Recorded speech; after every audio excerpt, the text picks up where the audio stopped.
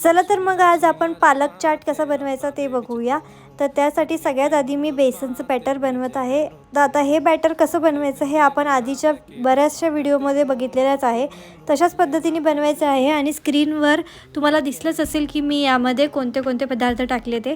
तर सगळं व्यवस्थित मिक्स करून आपण घट्ट असं बॅटर तयार केलं। त्यानंतर एक एक करून मी छान पालकची पानं निवडून घेतली आणि ते अशा पद्धतीने बेसनच्या बॅटरमध्ये डीप करणार आणि तेलात टाकून व्यवस्थित सगळी पानं खरपूस होईपर्यंत तळून घेणार आहे दोन्ही बाजूंनी। आता फ्राय झालेले हे गरमागरम भजे आपण एका प्लेटमध्ये काढून घेणार आहे। तुम्हाला हवे तर तुम्ही याचे तुकडे देखील करून घेऊ शकतात।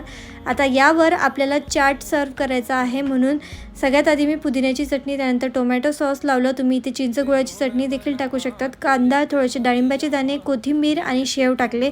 तुम्हाला हवं तर तुम्ही दही, त्यानंतर किसलेला गाजर आणि बीट देखील टाकू शकतात आणि चटपटीत चाट एन्जॉय करू शकता।